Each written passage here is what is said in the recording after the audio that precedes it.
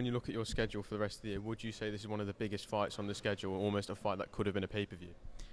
Yeah, I mean, I think that when we moved to DAZN, we wanted to do less pay-per-views. And I think, would this be a pay-per-view on Sky? Possibly, not definitely, possibly, depending on the card.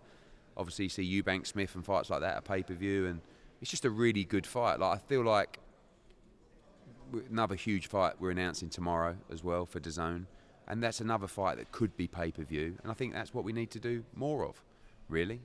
We need to have those big fights monthly that really draw the attention of the subscriber and the fan, and build the narrative as well. And if you can't get excited by Warrington, you're not really into British boxing. Like, it's just an old school classic domestic fight for a world title, and the schedule will be packed with fights similar to this.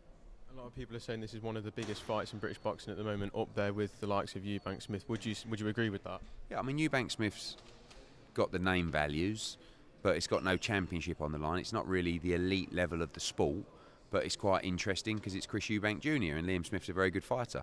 This is arguably the number one in the division against a two-time world champion that was number one for a long time, who is looking to become a three-division world champion. One guy from Nottingham, one guy from Leeds, in Sheffield. The styles clash perfectly. It's just a really good fight. So it's a fight that means more than Eubank Smith, but obviously there's interest in that as well. And when could we see any undercard news for this card? I mean, I'm just waiting on a contract from Cecilia Brækhus. Terri Harper will fight her here as co-main event.